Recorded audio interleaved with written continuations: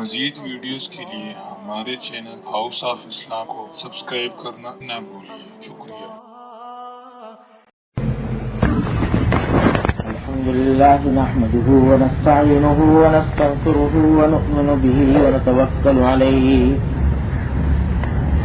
ونعوذ بالله من شرور أنفسنا ومن سيئات أعمالنا من يهده الله فلا مضل له ومن يضلله فلا هادي له وأشهد أن لا إله إلا الله وحده لا شريك له وأشهد أن سيدنا وسندنا ونبينا ومولانا محمدا عبده ورسوله صلى الله تعالى عليه وعلى آله وأصحابه وبارك وسلم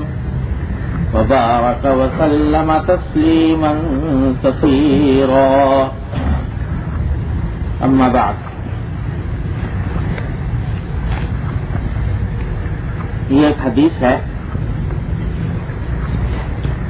جو حضرت عبداللہ بن عمر رضی اللہ تعالیٰ عنہما سے معجم طبرانی میں مروی ہے۔ اس روایت کے مطابق حضور اقدس صلی اللہ علیہ وسلم نے ارشاد فرمایا کہ ان من احب الاعمال الى اللہ ادخال السرور علی المؤمن، او کما قال صلی اللہ علیہ وسلم۔ فرمایا کہ اللہ تبارک و تعالی کو جو اعمال سب سے زیادہ پسند ہیں،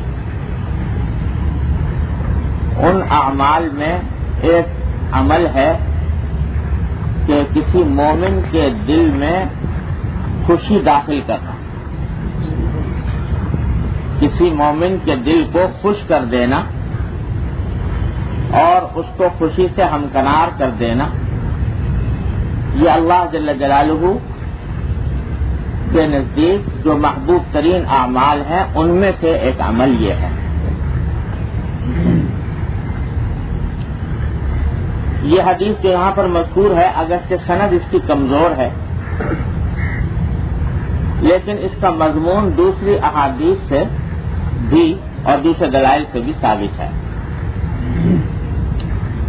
کہ حضور اقدس صلی اللہ علیہ وسلم نے متعدد احادیث میں اور اپنے قول و فعل کے ذریعے یہ بات واضح فرمائی کہ کسی بھی صاحب ایمان کو خوش کرنا یہ اللہ تبارک و تعالیٰ کو بڑا پسند ہے۔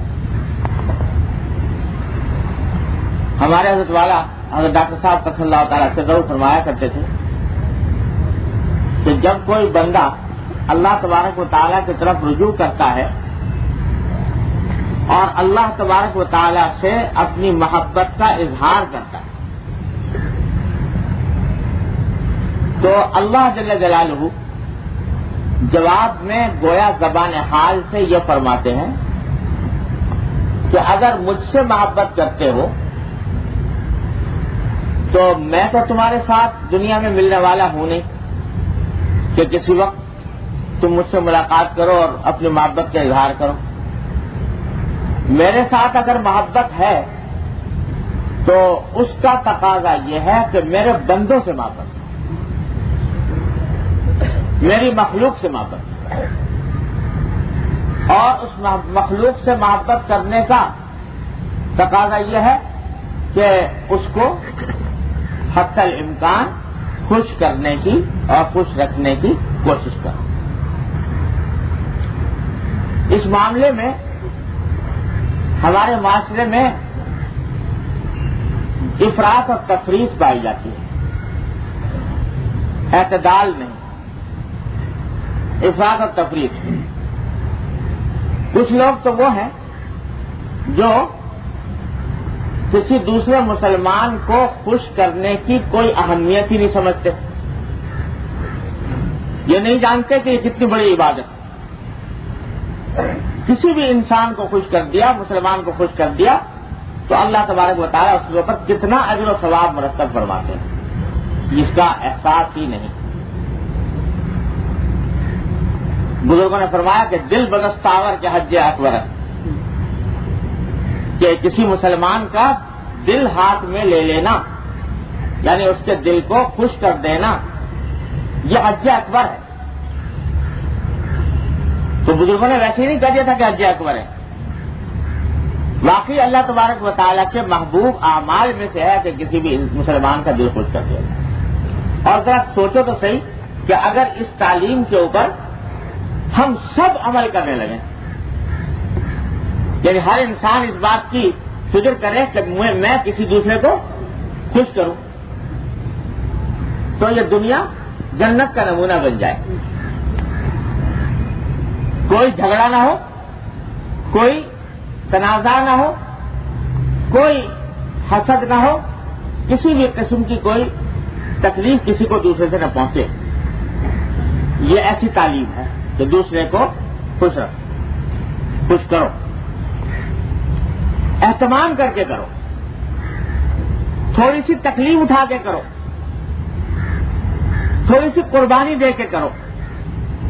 تم تھوڑی سی تکلیف اٹھا لو گے اور اس کے بدلے میں دوسرے کو راحت مل جائے گی، آرام مل جائے گا۔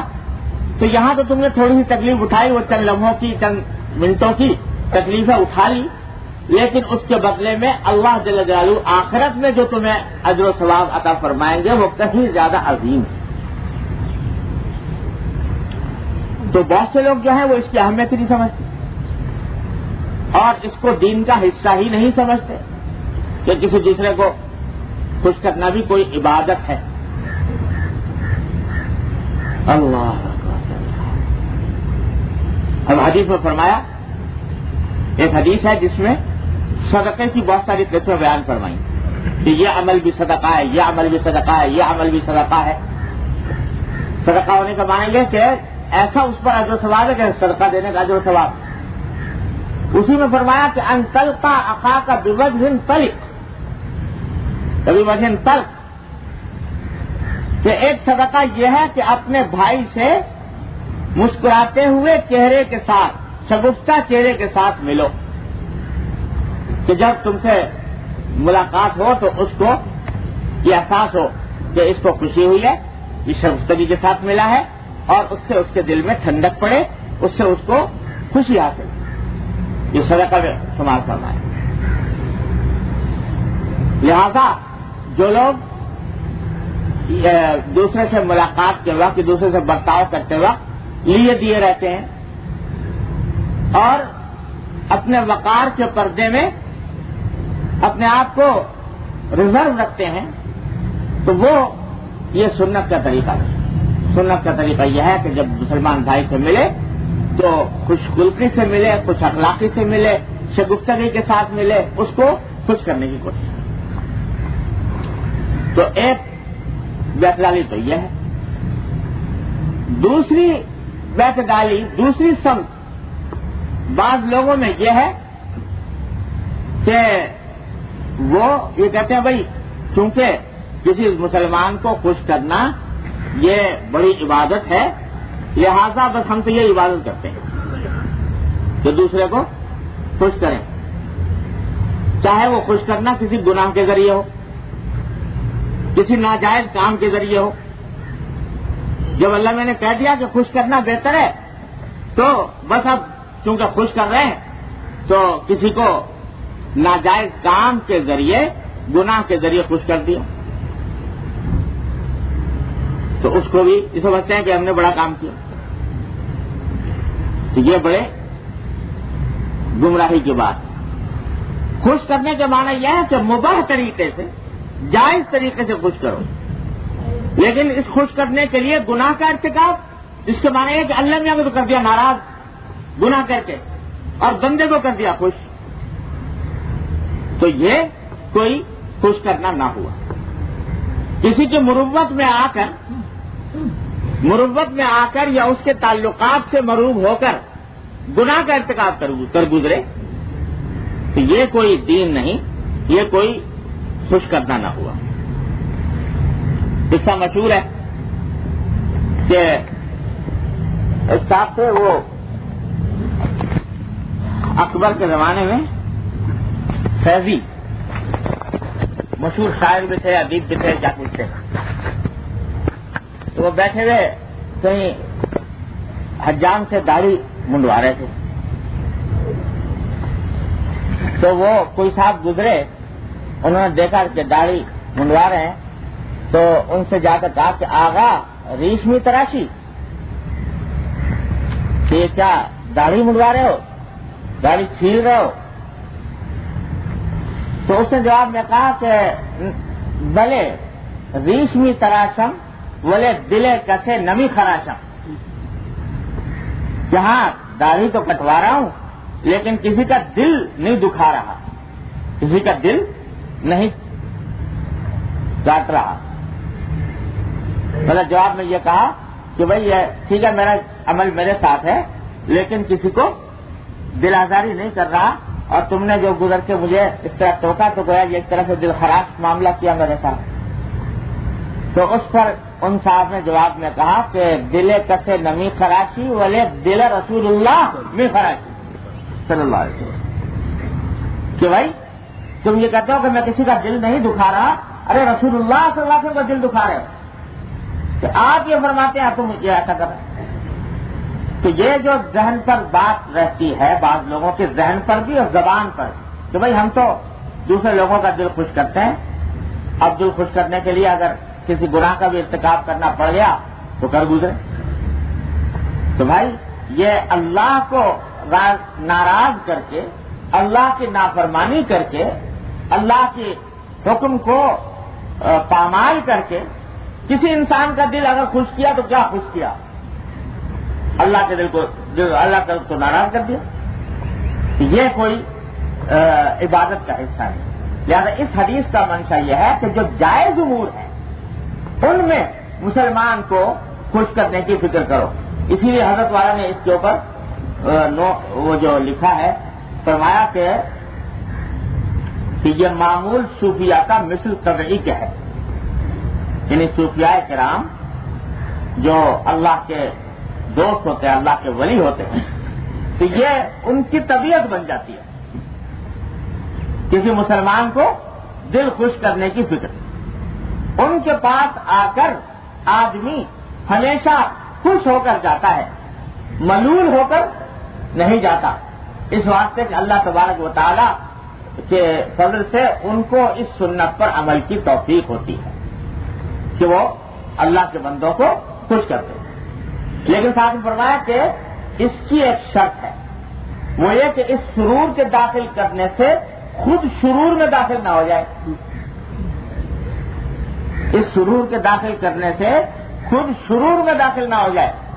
یعنی دوسرے کا تو دل خوش کرنا ہے، اس کو سرور دینے کی فکر میں ہے، لیکن اس کے لیے خود سرور میں داخل ہو گیا، یعنی معاصی میں، گناہ میں. یہ نہیں. جیسا ان لوگوں کا طریقہ ہے جنہوں نے اپنے مشرب کا لقب صلح کل رکھا ہے کہ بھائی ہم تو صلح کل ہیں، لہذا کچھ ہی ہوتا رہے، ہم کسی غلطی پر کسی کو ٹوکیں گے نہیں، کسی برائی کو برائی نہیں کہیں گے، کسی برائی کی تردید نہیں کریں گے، ہم تو صلح کل لوگ ہیں. تو یہ طریقہ اس کا ہے. حضرت فرماتے ہیں کہ بعض لوگ اس وجہ سے امر بالمعروف اور نہی عن المنکر تک نہیں کرتے کہ بھئی اس کو اگر نماز کو کہیں گے اس کا دل برا ہوگا، اس کو کسی گناہ سے ٹوکیں گے دل برا ہوگا. تو یہ نہیں کرتے کہ کسی کا جی برا نہ ہو. کیا ان کو قرآن پاک میں یہ حکم نظر نہیں آیا کہ وَلَا تَأْخُذْكُمْ بِهِمَا رَأْفَةٌ فِي دِينِ اللَّهِ، کہ تمہارے دل میں اللہ کے دین کے معاملے میں شفقت نہ پیدا ہو. کہ ایک شخص دین کی خلاف ورزی کر رہا ہے، گناہ کا ارتکاب کر رہا ہے، تو اس کے بارے میں یہ شفقت پیدا نہ ہو کہ میں اس کا دل دکھے گا اگر میں کہوں گا.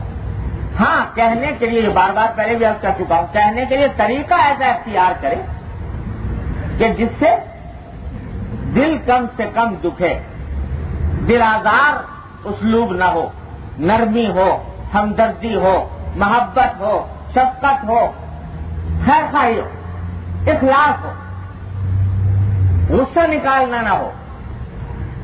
طریقہ ایسا اختیار کرے، لیکن یہ سوچنا کہ کہ صاحب اگر کہیں گے تو وہی دل دکھے گا، چاہے کتنے نرم الفاظ میں کہیں لیکن دل دکھے گا. تو یہ بات نہیں. اللہ تبارک و تعالیٰ کو راضی کرنا تمام مخلوق کو راضی کرنے سے مقدم ہے. اس لیے اس کا ہمیشہ خیال رکھنا چاہیے کہ دونوں انتہائیں غلط ہیں، افراط بھی اور تفریط بھی. اپنی طرف سے کوشش کرو ہر مسلمان کو خوش کرنے کی، لیکن جہاں اللہ کے حدود آ جائے، حرام ناجائز کام آ جائے، تو پھر کسی کا دل دکھے یا نہ دکھے اس صورت میں حکم اب اللہ ہی کا ماننا ہے، اطاعت اللہ ہی کی کرنی ہے، اطاعت اللہ کے رسول صلی اللہ علیہ وسلم کی کرنی ہے، کسی کا کی پرواہ نہیں کرنی، حتی الامکان نرمی کا لحاظ رکھتے ہوئے بھی. اللہ تعالیٰ ہم سب کو اس پر عمل کی توفیق عطا فرمائے. اگلی حدیث ہے، یہ حضرت ابو ذر غفاری رضی اللہ تعالیٰ عنہ سے مروی ہے اور یہ حدیث صحیح ہے. اس حدیث میں مروی ہے کہ حضور اقدس نبی کریم سرور دو عالم صلی اللہ علیہ وسلم نے ارشاد فرمایا، خالق الناس باخلاقہم، لوگوں کے ساتھ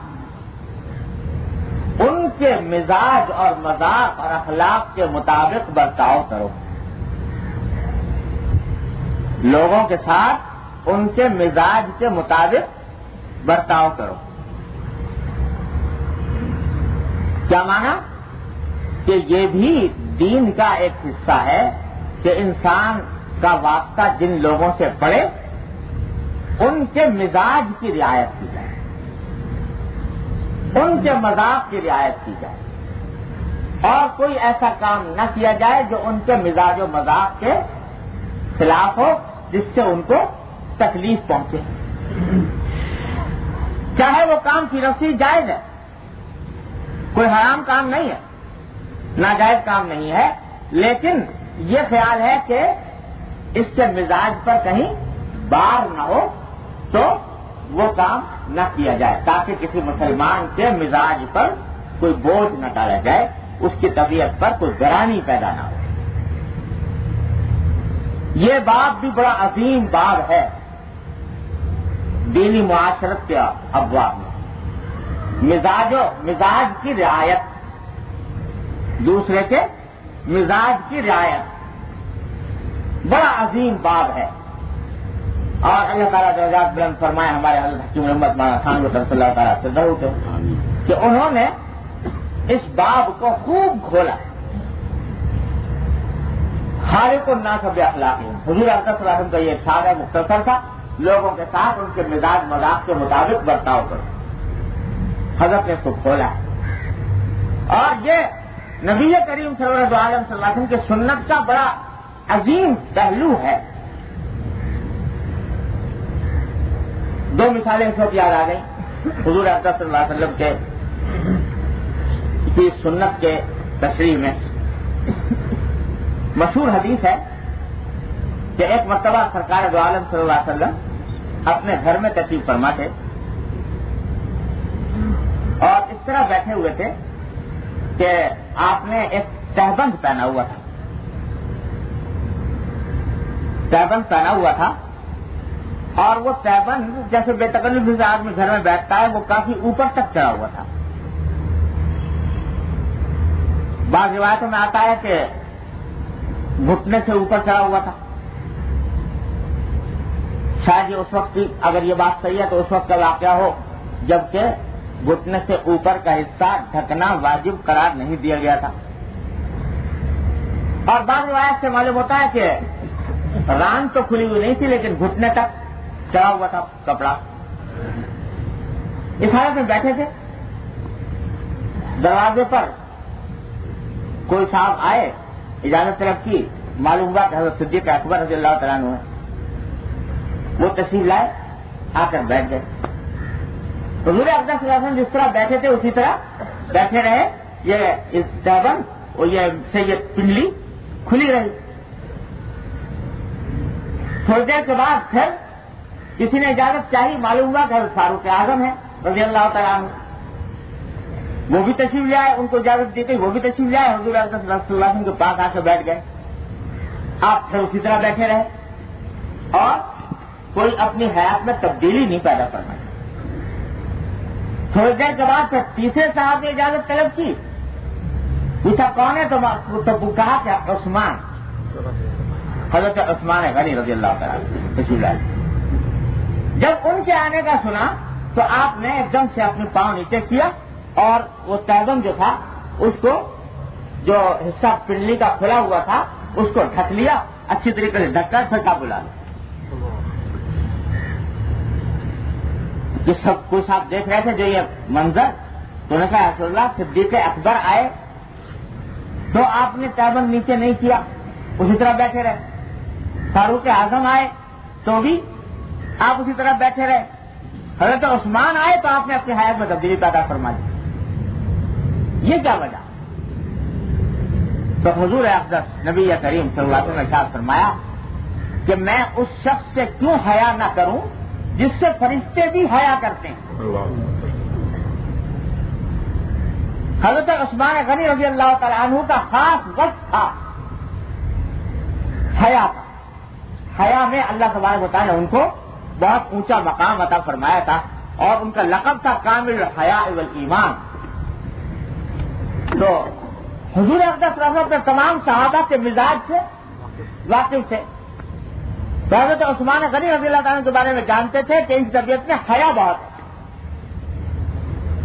اور اگرچہ اس کا کھلا ہونا, یہاں تک کھلا ہونا, یہ کوئی ناجائز بات نہیں تھی. اسی واسطے صدیق اکبر کی موجودگی میں بھی کھلا رکھا ہے, فاروق اعظم کی موجودگی میں بھی کھلا رکھا ہے. لیکن دیکھا کہ چونکہ ان کا مزاج ایسا ہے کہ ان کی طبیعت میں حیا زیادہ ہے, اس واسطے اگر ان کے سامنے اس طرح بیٹھا رہوں گا تو ان کی طبیعت کو ناگوار ہوگا, یا طبیعت پر بار ہوگا. اس واسطے ان کے آنے سے پہلے اس کو ڈر. قربان جائیے رحمت اللہ علیہ صلی اللہ علیہ وسلم رعایتوں کو, وہ حضرات کے جو نبی کریم صلی اللہ علیہ وسلم کے ایک اشارے پر اپنی جانیں قربان کرنے کو تیار. مزاج تو درکنار, ان کو اگر فرض کرو بیٹھے رہتے تو حضور اقدس صلی اللہ علیہ وسلم سے کیا شکوہ ہو سکتا تھا. لیکن تعلیم دے دی اس بات کی کہ جو تمہارے تعلق والوں میں جیسا مزاج رکھتا ہو ویسا ہی اس کے ساتھ برتاؤ کرو. اپنے صحابی کے مزاج کی رعایت کرنا. یہ ہے کہ کتنی باریک بینی سے رسول اللہ صلی اللہ علیہ وسلم اپنے رفقا کے مزاج کا خیال فرماتے. دوسرا واقعہ جو یاد آیا کہ ایک مرتبہ حضرت فاروق اعظم رضی اللہ تعالیٰ عنہ حاضر ہوئے حضور اقدس صلی اللہ علیہ وسلم کی خدمت میں. اللہ اکبر. تو سرکار دو عالم صلی اللہ علیہ وسلم نے فرمایا کہ عمر, میں نے ایک عجیب خواب دیکھا. خواب میں دیکھا کہ جنت ہے اور جنت کے اندر ایک بڑا عالیشان محل بنا ہوا ہے, ایسا عالیشان کے دیکھنے سے تعلق رکھتا ہے. میں نے پوچھا بھائی یہ محل کس کا ہے, تو مجھے بتایا گیا کہ یہ عمر کا محل رضی اللہ تعالیٰ ان کے لیے تیار کیا گیا. تو فرمایا کہ مجھے وہ محل اتنا اچھا لگا کہ میرا دل چاہا کہ میں اندر چلا جاؤں اور اندر جا کر اس کو دیکھوں کہ عمر کا محل کیسا ہے. لیکن پھر میں رک گیا, اور اس لیے رک گیا کہ مجھے اے عمر تمہاری غیرت یاد آ گئی. تمہاری غیرت یاد آ گئی, تمہاری طبیعت میں اللہ تعالیٰ نے غیرت بہت رکھی ہے. تو مجھے یہ خیال ہوا کہ عمر کے محل میں ان سے پہلے داخل ہو جانا اور جا کر اس کو دیکھنا یہ حضرت عمر کی غیرت کے مطابق نہیں ہوگا, اس واسطے میں داخل نہیں ہوا. حضرت فاروق اعظم نے سنا تو رو پڑے. حدیث میں آتا ہے کہ رو پڑے اور عرض کیا کہ او علیک یا رسول اللہ اغار, تو یا رسول اللہ کیا میں آپ کے اوپر غیرت کروں گا؟ اگر غیرت ہے بھی تو وہ کسی اور کے حق میں ہے. یا رسول اللہ کیا آپ کے بارے میں غیرت کروں گا کہ رسول اللہ صلی اللہ علیہ وسلم کیوں محل میں داخل ہوئے؟ فاروق اعظم تو یہ فرما رہے ہیں کہ میں آپ کے اوپر کیا غلط کروں گا، لیکن سرکار دو عالم صلی اللہ علیہ وسلم کے مزاج کی رعایت کی بات یہ ہے کہ وہ فرماتے ہیں کہ میں داخل نہیں ہوتا ساتھ کہ عمر کی غیرت یاد آ جائے۔ اب آپ اندازہ لگائیے کہ حضور اقدس نبی کریم صلی اللہ علیہ وسلم کہ کیسے کیسے لطیف پیرائی میں آپ نے اپنے اصحاب کے مزاجوں کی رعایت کرنا، یہ نہیں کہ صاحب کیونکہ ہم مقتدا ہیں، ہم امیر ہیں اور یہ ہمارے مقتدی ہیں، یہ ہم پیر ہیں یا ہمارے مرید ہیں، ہم استاد ہیں یا ہمارے شاگرد ہیں، لہذا اب سارے حقوق ہمارے ہو گئے اور ان کا کوئی حق نہ رہا۔ سرکار دو عالم صلی اللہ علیہ وسلم نے کر کے دکھایا کہ ایک ایک صحابی کے مزاج کی رعایت۔ اللہ اور سنیے اور واقعہ آگے حضرت روایات میں آتا ہے کہ حضور اقدس صلی اللہ علیہ وسلم نے ایک مرتبہ اعتکاف کا جب ارادہ فرمایا، ہر سال اعتکاف فرماتے تھے، کوئی سال اعتکاف سے خالی نہیں جاتا تھا، اعتکاف کا ارادہ فرمایا تو حضرت عائشہ صدیقہ رضی اللہ تعالی عنہا نے عرض کیا کہ یا رسول اللہ میرا بھی دل چاہتا ہے کہ آپ کے ساتھ اعتکاف میں بیٹھیں، میرا بھی دل چاہتا ہے کہ آپ کے ساتھ اعتکاف میں بیٹھیں۔ وہاں ویسے تو عورتوں کے لیے اعتکاف مسجد میں کرنا کوئی اچھی بات نہیں ہے، عورتیں اعتکاف کریں اور اپنے گھر میں کریں، لیکن حضرت عائشہ صدیقہ رضی اللہ تعالی عنہا کا معاملہ اس لحاظ سے مختلف تھا کہ ان کے گھر کا دروازہ مسجد میں کھلتا تھا، دروازہ مسجد میں کھلتا تھا۔ اب اگر دروازے کے ساتھ ہی ان کا اعتکاف کی جگہ بنا دے جائے اور اس کے برابر میں حضور اقدس صلی اللہ علیہ وسلم کا اعتکاف کرنے کا ہو تو نہ کوئی بے پردگی کا احتمال ہے، نہ کوئی اس بات کا احتمال ہے کہ بھئی وہاں سے کوئی آئے گا یا گزرے گا یا آئے گا جائے گا، بالکل گھر دروازے کے ساتھ ان کا اعتکاف کی جگہ بنا دی۔ اب وہ اعتکاف کر رہی ہیں، جب ضرورت پیش آتی ہے گھر میں چلی جاتی ہیں اور پھر آ کر اعتکاف میں بیٹھ جاتی ہیں۔ تو ان کا گھر کی صورتحال ایسی تھی کہ اس میں اگر وہ مسجد کے اندر اعتکاف فرماتی تو کوئی خرابی لازم نہ آتی۔ تو حضور اقدس صلی اللہ علیہ وسلم سے جب درخواست کی حضرت عائشہ نے کہ اصل میں اعتکاف کرنا چاہتی ہوں، تو آپ نے فرمایا کہ اچھا اجازت دے دیں کہ اچھا چلو اعتکاف، اس خیال سے اجازت دے دی کہ بالکل متصل ہے گھر ان کا۔ خیر ہو گئی بات۔ اب جب اعتکاف کا دن آیا، یعنی 20 رمضان کا دن آیا اور آپ ایک مرتبہ کہیں باہر سے تشریف لائے، دیکھا مسجد میں جو پہنچے تو دیکھا بہت سارے خیمے لگے ہوئے ہیں مسجد میں۔ پوچھا بھائی یہ کس کے خیمے ہیں؟ تو بتایا گیا کہ یہ امہات المومنین کے خیمے۔ حضرت عائشہ صدیقہ رضی اللہ تعالیٰ عنہا کو جب اجازت مل گئی تو دوسری امہات المومنین نے کہا کہ ہم بھی یہ سعادت حاصل کریں، لہذا دوسری امہات المومنین نے حضرت حفصہ نے، حضرت زینب نے، حضرت ام سلمہ نے، انہوں نے بھی خیمے لگا دیے اکٹھے، بہت سارے خیمے۔ اب حضور کا احساس ہوا کہ حضرت عائشہ کا معاملہ تھا مختلف، کہ ان کا گھر بالکل پاس تھا اور دوسری امہات المومنین نے لا کے خیمے لگا دیے، تو اب یہ تو ان کا تو آنا جانا رہے گا، ان کا گھر فاصلے پر ہے، ایک پتہ نہیں بے پردگی ہوگی اور عورتوں کا اس طریقے سے مسجد کے اندر اعتکاف کرنا یہ مناسب نہیں۔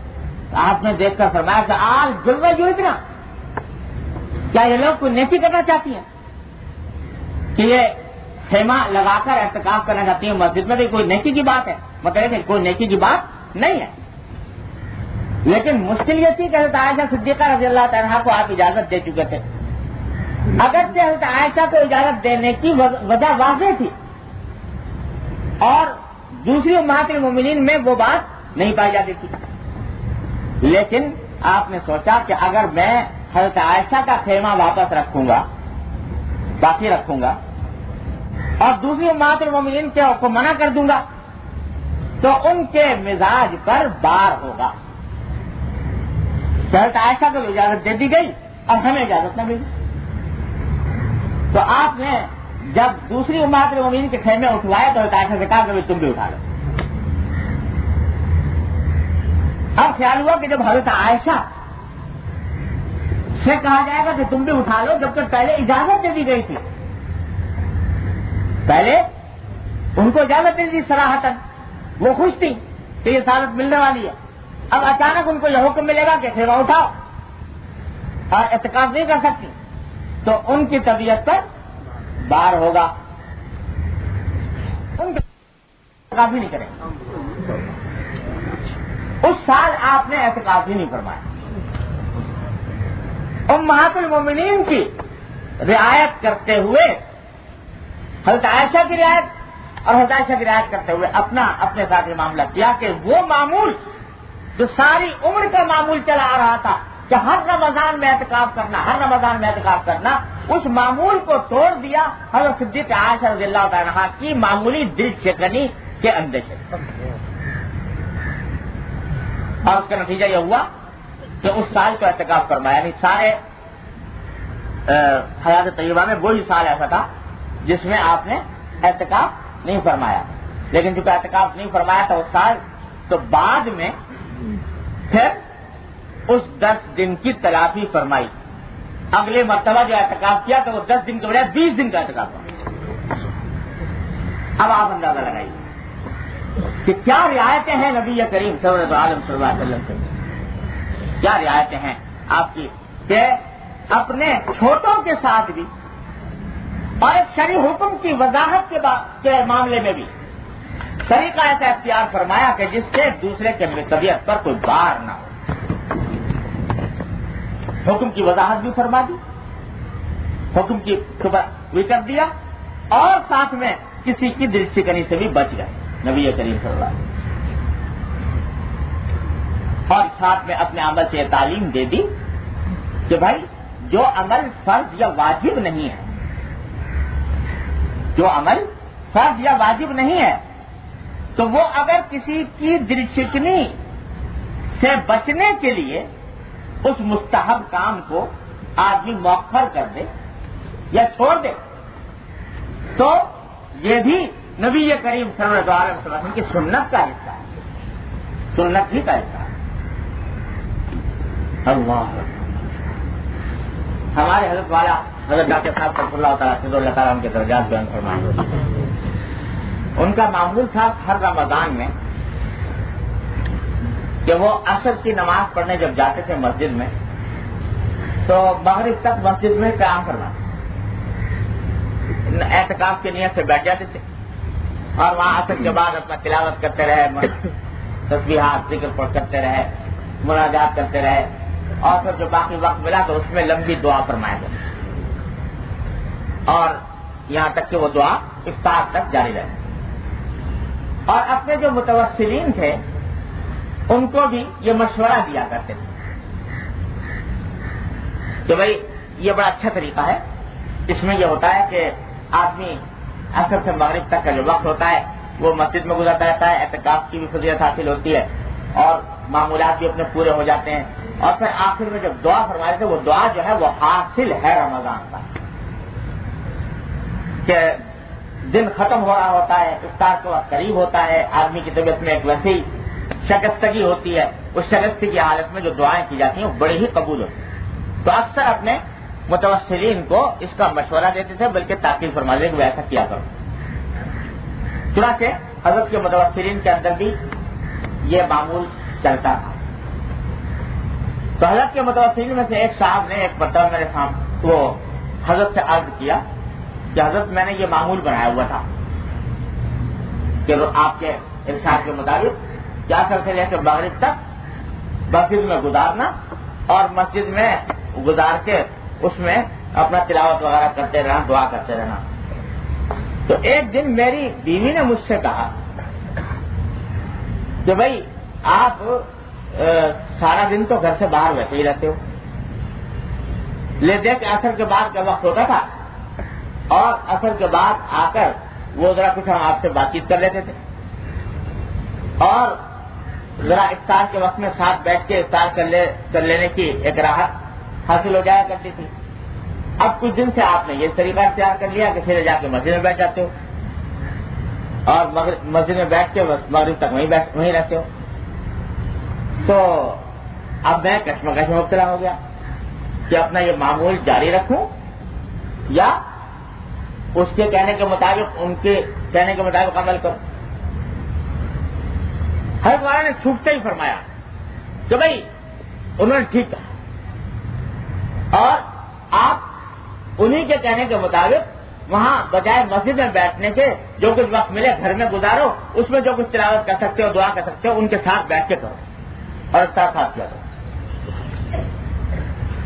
پھر فرمایا کہ یہ جو کچھ میں نے معمول بتایا تھا یہ ایک زیادہ سے زیادہ مستحب بات ہے کہ یہ اس میں فضیلت حاصل ہونی ہے, اور یہ بات جو بیوی نے کہی تو اس کے حقوق میں یہ بات داخل ہے کہ شوہر جائز حدود میں رہتے ہوئے اس کی دلداری کرے, اور یہ بعض مرتبہ واجب ہو جاتا ہے. تو اس واسطے اگر اس کا دل خوش کرنے کی غرض سے اپنا یہ معمول چھوڑ دو گے تو انشاءاللہ اللہ تعالیٰ اس کے معمول کی برکات سے تم کو محروم نہیں فرمائے, کیونکہ یہ جو چھوڑا یہ تم نے کسی کا دل رکھنے کے لیے چھوڑا, اس کے مزاج کی رعایت کرنے کے لیے چھوڑا. اس واسطے اللہ تعالیٰ کی رحمت سے امید ہے کہ تم محروم نہیں رہو گے, تم کو وہی اجر و ثواب انشاءاللہ حاصل ہوگا. فرمانے لگے کہ دیکھو ایک شخص کا معمول تھا کہ وہ کسی وقت میں بیٹھ کر تنہائی میں اللہ تعالیٰ کے ساتھ عرض معروف کیا کرتا تھا, ذکر کیا کرتا تھا, تسبیح کیا کرتا تھا. گھر میں کوئی بیمار ہو گیا, والد بیمار ہو گئے, والدہ ہو گئی, بیوی بچے ہو گئے. اب وہی وقت جو وہاں گزار رہا تھا اس کا موقع نہیں مل رہا, اور وہ ان کی عیادت میں, ان کی تیمارداری میں, ان کی خدمت میں لگا رہا ہے. تو دل دکھ رہا ہے کہ بھائی یہ وقت جو ہے جو ہمارا عبادت میں گزر رہا تھا اب وہ اس کام میں گزرنے لگا. تو فرمایا کہ دل دکھانے کی بات نہیں, دل دکھانے کی بات نہیں. اس وقت میں ان لوگوں کی تیمارداری اور عیادت کرنا یہی عبادت ہے, اور اس سے زیادہ افضل عبادت. فرمایا کہ دین در حقیقت نام ہے وقت کے تقاضے پر عمل کرنے. یہ جملہ حضرت والا کا خاص جملہ تھا کہ دین نام ہے وقت کے تقاضے پر عمل کرنے. اس وقت تم سے کیا مطالبہ ہے؟ اس وقت تم سے مطالبہ یہ ہے کہ یہ کام چھوڑو اور بیمار کی تیمارداری کرو, بیمار کی عیادت کرو. تو یہ کام جو کرو گے تو یہ مت سمجھو کہ جو ذکر و تسبیح کیا کرتے تھے اس سے محرومی ہو گئی. اللہ تعالیٰ محروم نہیں فرمائیں گے انشاءاللہ, کیونکہ یہ ایک صحیح داعیے کے تحت صحیح موقع جو بس.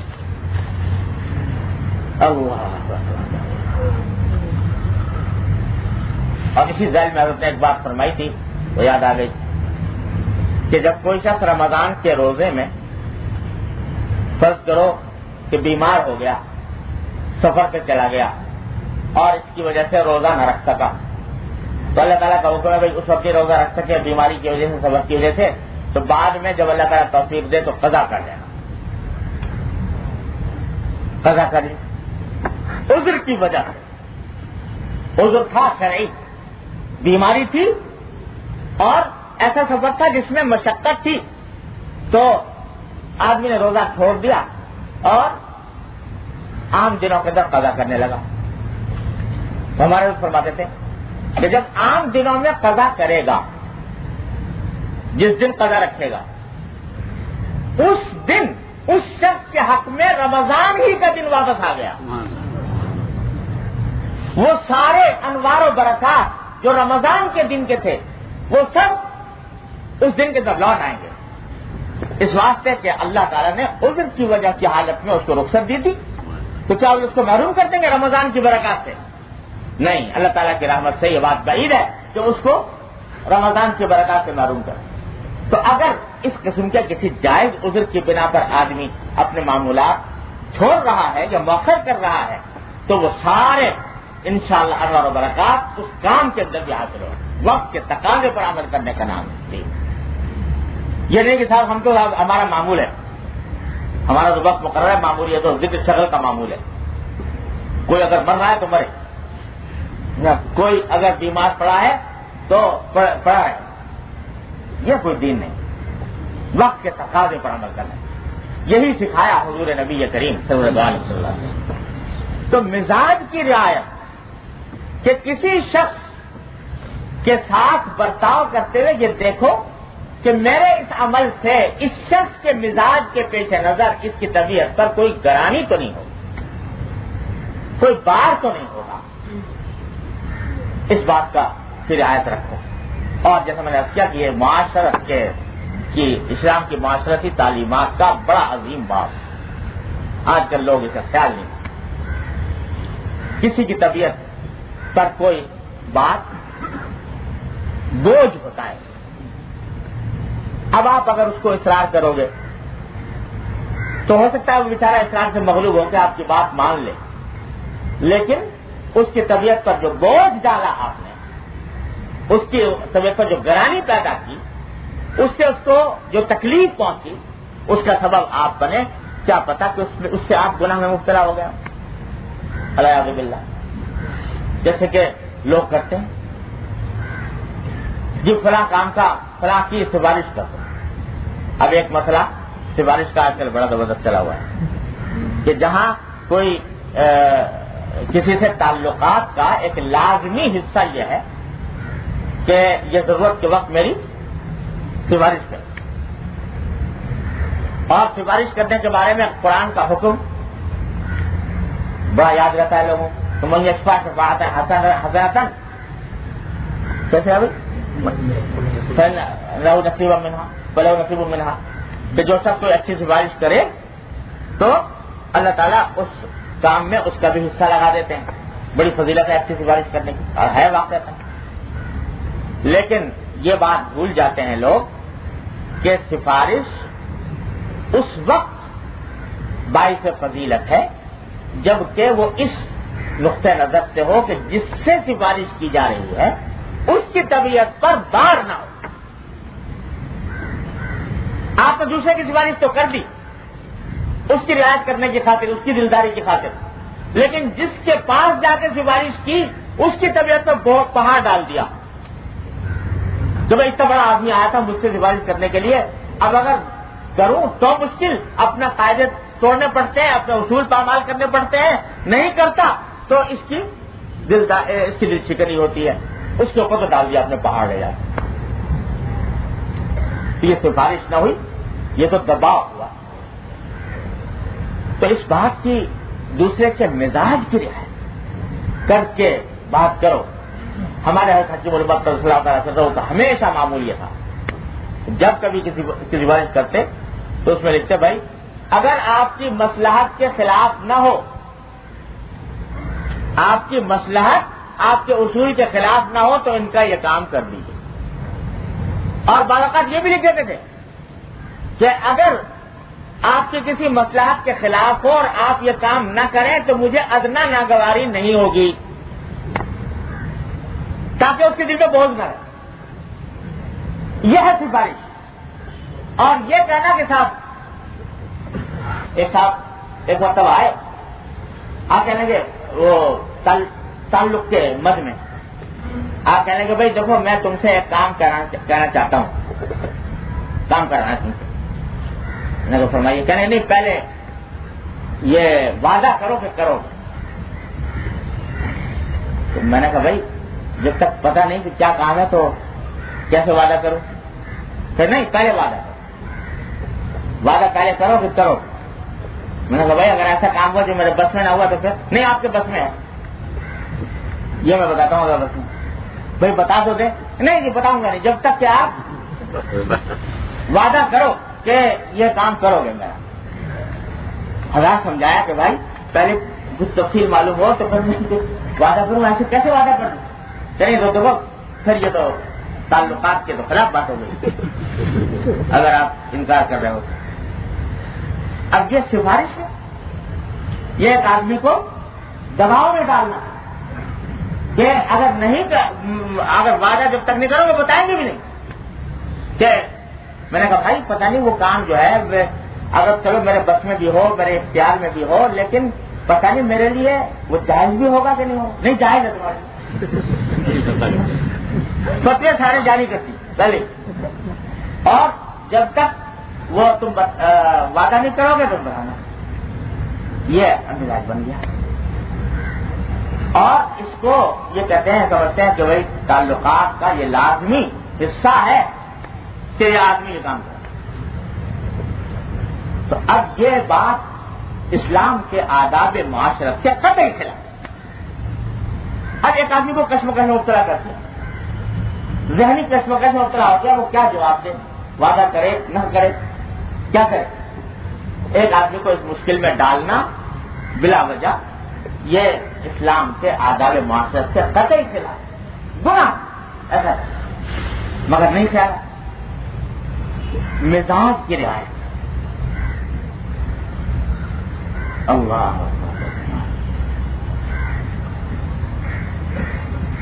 آج کل نام ہو گیا ہے تعلقات اور محبت نام ہو گیا رسمیات کا. بس وہ رسمیات اگر پوری ہو رہی ہے تو تعلقات کا حق ادا ہو رہا ہے, اور رسمیات اگر پوری نہیں ہو رہی تو گویا تعلق کا حق ہی ادا نہ ہوا. کسی کی دعوت کی تو اب اس کے سر پر بیٹھے ہوئے ہیں مسلط کہ ضرور قبول کرے. اب پتہ نہیں پڑا جانے اس کے لیے ممکن ہے مشکل ہے, کتنی دکھ اٹھائے گا, کتنی پریشانی اٹھائے گا, اس کے حالات اجازت دیتے ہیں نہیں دیتے ہیں, اس سے کوئی بحث نہیں. ہمیں اپنا کام کریں.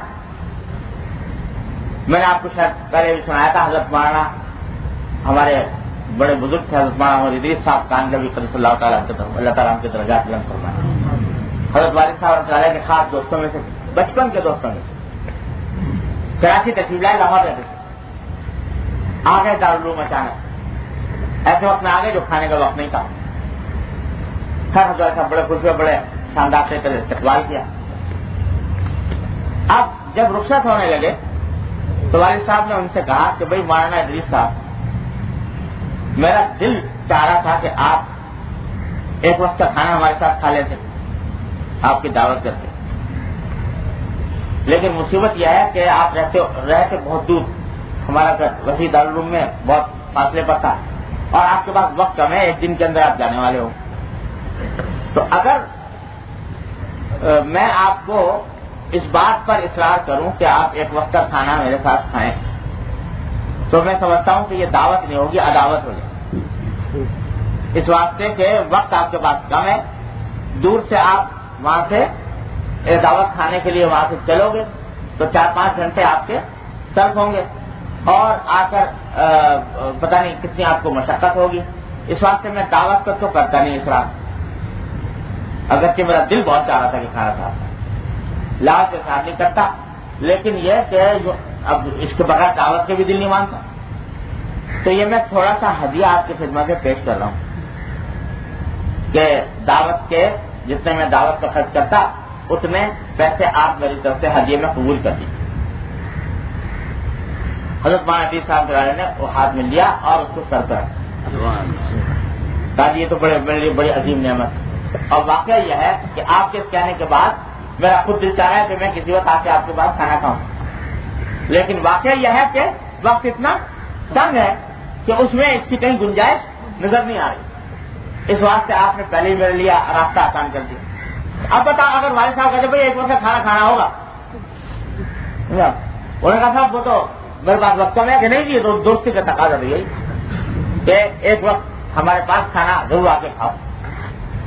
اب وہ اپنے سارے کام جس کے لیے صبر کر کے آئے وہ تو چھوڑے اور دعوت کھانے کے لیے اپنے 5 گھنٹے قربان کرے.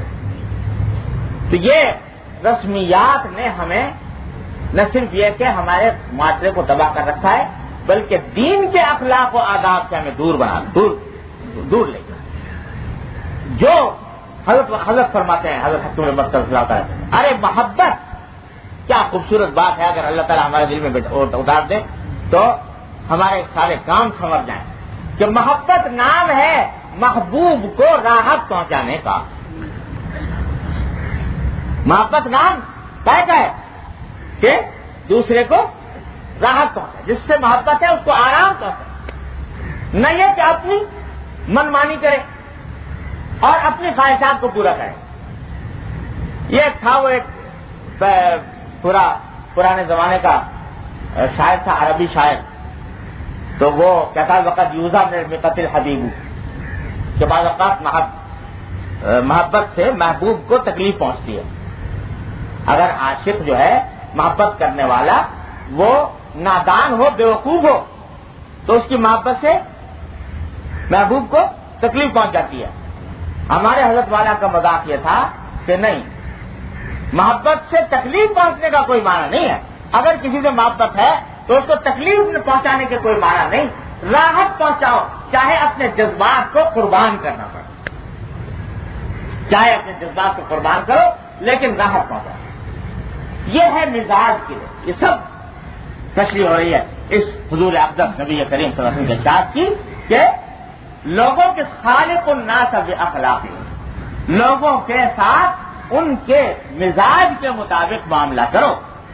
جس سے معاملہ کرنے جا رہے ہو تو یہ پہلے دیکھو کہ اس کا مزاج کیا ہے، اور اس کے مزاج پر یہ بات بار کو نہیں ہوگی، ناگوار کو نہیں ہوگا۔ اور یہ چیز بغیر بزرگوں کی صحبت کے آتی نہیں، ہم نے تو یہ دیکھا، جب تک بزرگوں کی صحبت حاصل نہ ہو تو یہ بات آتی نہیں۔ اللہ تبارک و تعالیٰ درجات بلند فرمائے، حکیم الامت حضرت مولانا تھانوی قدس اللہ تعالیٰ سے دعو کہ انہوں نے اپنے خانقاہ میں اس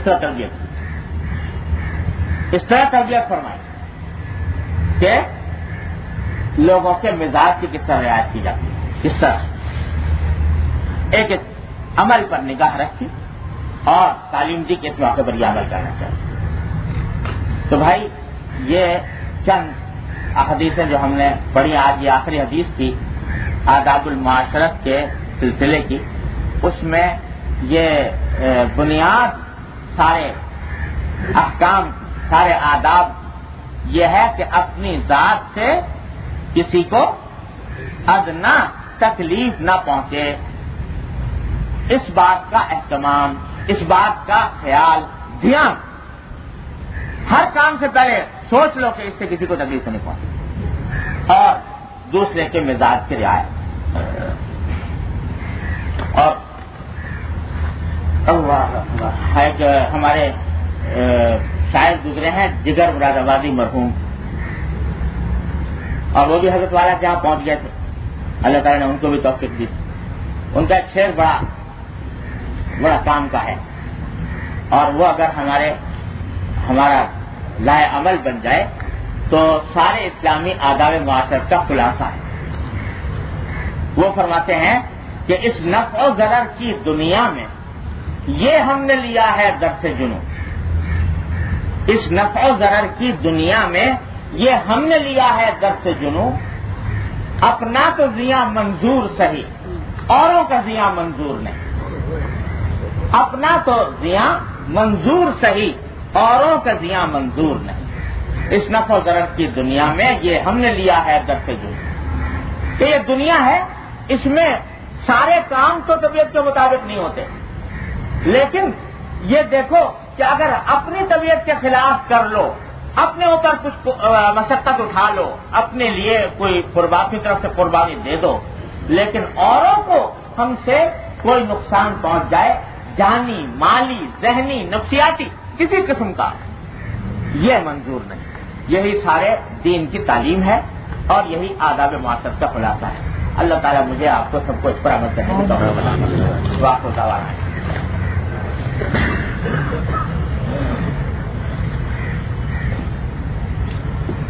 اللهم صل على